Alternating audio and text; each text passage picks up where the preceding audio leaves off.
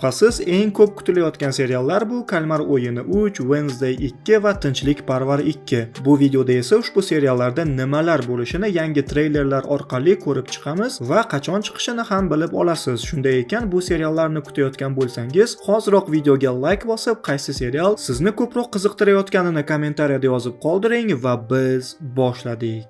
Kalmar o'yini serialining 2-sezoni jangdan so'ng eng qiziq joyida tugagan edi. Kanalda tahlili ham bor. Yangi teaserdan esa o'yinlar yana davom ettirilishi ko'rinib turibdi va barcha tirik qolganlar ham yana qaytadi.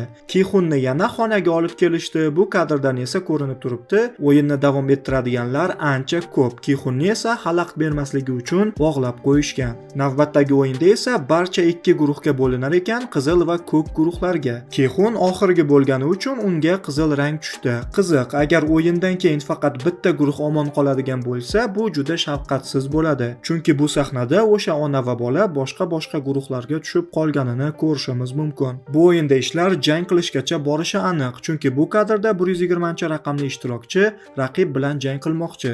Bular esa yangi VIP mehmonlar va bu safar ular orasida ayol kishi ham bor ekan. Teaser so'ngida esa chaqaloq yig'isi eshitildi. Demak, 222-o'yinchi shu yerda farzand dunyoga keltiradi. 3-sezon 27-iyun kuni premyera qilinadi va hamma qism birdaniga chiqadi. Siz esa serialni ITV ilovasida yuqori sifatda va reklamalarsiz tomosha qilishingiz mumkin. Xuddi shunday boshqa seriallar ham premyera qilinsa, albatta ilovaga joylanadi. Agar siz yangi foydalanuvchi bo'lsangiz, Pro Plus obunasini atiga 390 so'mga sotib olishingiz mumkin. Shunday ekan, video ostidagi manzil orqali ITV ilovasini yuklab oling va eng so'nggi premyeralardan bahramand bo'ling. Shubhasiz, mashhurlik bo'yicha Kalmar o'yinidan qolishmaydigan va shu qatorda barcha kutayotgan Wednesday serialining 2-sezoni ham yaqin oylarda premyera qilinadi. Aniqroq aytadigan bo'lsam, birinchi 4 qism 6-avgustda, keyingi 4 qism esa 3-sentyabrda premyera qilinadi. Netflix barcha qismlarni birdaniga chiqarar edi, lekin bunday mashhur serial ustidan pul ishlamasak bo'lmaydi deb 2 oyga bo'lib chiqarishni maqsad qilishibdi.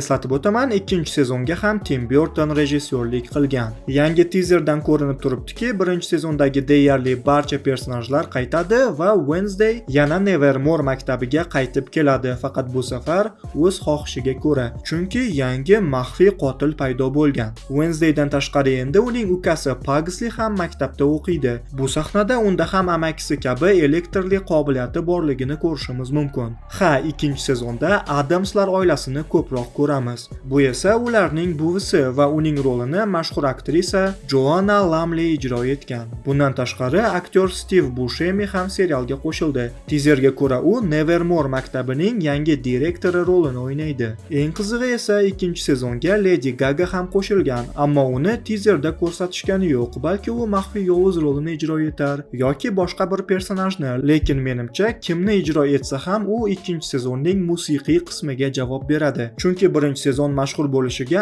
aynan musiqa va raqs sabab bo'lgan edi. Demak, 2-sezonda ham biz ajoyib qo'shiq va raqslarni ko'ramiz. Bu safargi yovuz esa sirli qotilliklar qilib, o'ljalaridan qo'g'irchoqlar yasashi mumkin. Chunki Wednesday dugonasiga qo'g'irchoqning sochi haqiqiy odamniki ekanini aytdi.